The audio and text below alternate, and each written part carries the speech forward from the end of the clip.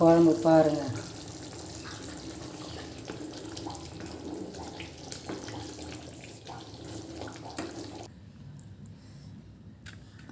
அப்படியே கீழே உதிர்ந்ததை அப்படியே வாரி கொடுத்துட்ருப்பாங்க போல். நாட்டு மருந்து கடையில் வாங்கினேன். க்ளீன் பண்ணி தான் இதை செய்யணும்.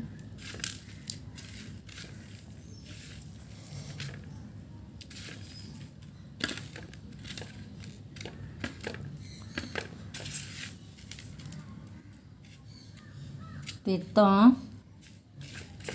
அதிகமாக இருக்கிறவங்க இந்த வேப்பம்பூவை சாப்பிட்டா பித்தம் சரியாக போயிடும்.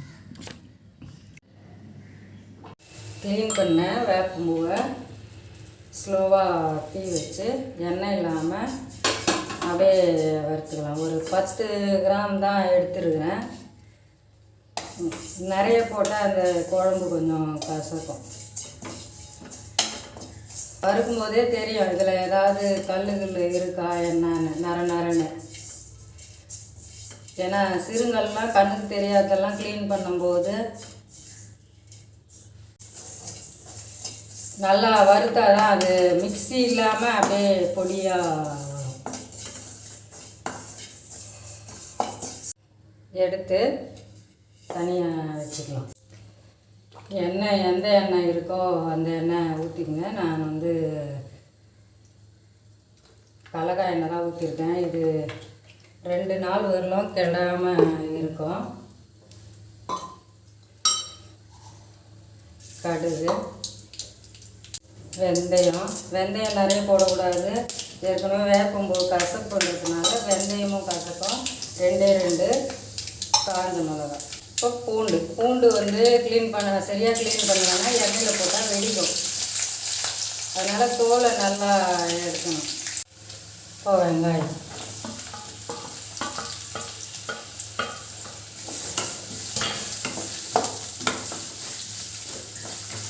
கார குழம்பு இந்த மாதிரி குழம்புக்கெல்லாம் வெங்காயமும் பூண்டும் நல்ல கோல்டன் கலர் வரணும். நல்லா வதக்கணும். கறிவேப்பிலை வந்து எண்ணெயில் போட்டால் வெடிக்குன்றதுனால வெங்காயத்துக்கு சேர்ந்து ஃப்ரை பண்ணணும்.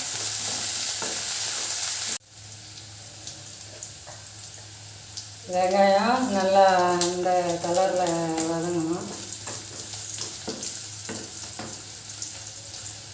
தக்காளி,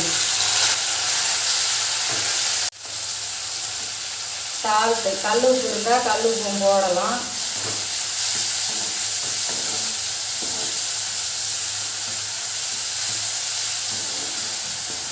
தக்காளியும் நல்லா டேஸ்ட்டாக ஆகணும். தக்காளி நல்லா வதங்கணும்.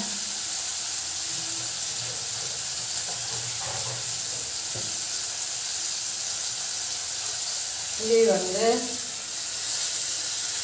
50 கிராம் வந்து நல்லா திக்காக கரைச்சி வச்சுக்கோங்க. புளி நல்லா ஊறணும்.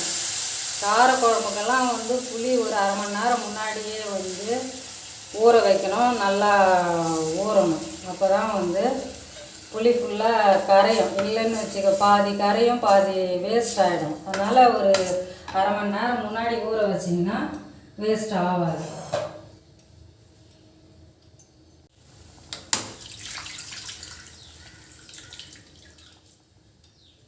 இது பாருங்க, புளியில் இப்படி இருக்கணும். புளி கரைச்சதுக்கப்புறம்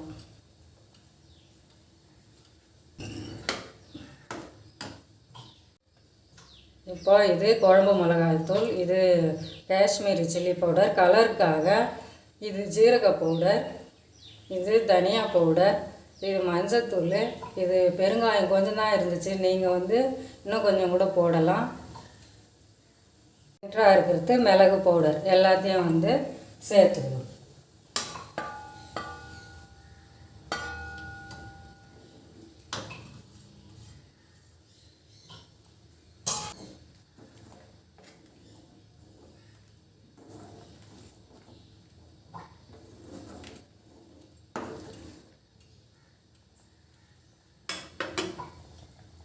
குழம்பு நல்லா கொதிக்கட்டும்.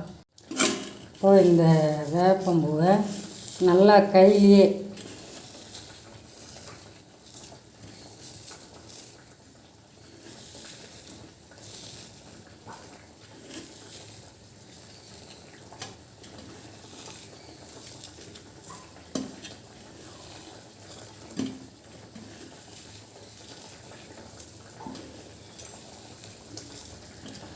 ஒரு சிலர் பூவாக கூட அப்படியே எண்ணெயில் வறுத்து போடுவாங்க, அப்படியும் செய்யலாம்.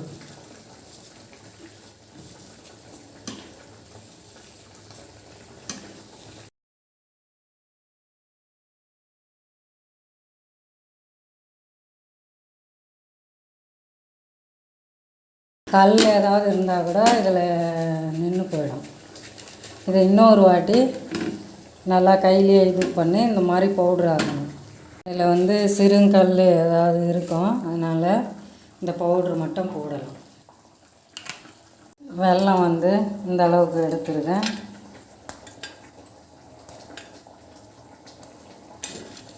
கொஞ்சம் முடிஞ்ச அளவுக்கு தூள் பண்ணி போடலாம். ஏன்னா கசக்கம் குழந்தைங்களாம் வந்து சாப்பிடாது, அதனால் இந்த மாதிரி போட்டுக்கலாம்.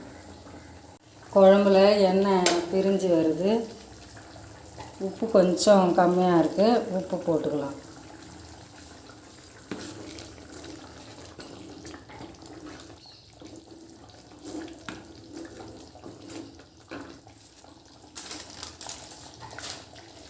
உடனடியாக சாப்பிட்றதா இருந்தால் தேங்காயெலாம் யூஸ் பண்ணலாம். நாம் வந்து 2 நாளைக்கு வச்சுக்கலான்னு இருக்கோம்.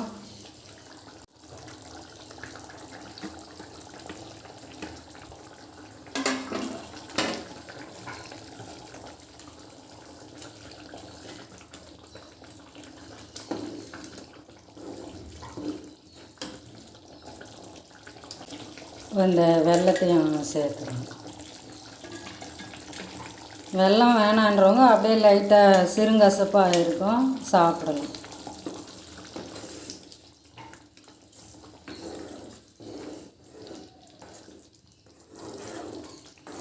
குழம்பு பாருங்கள்.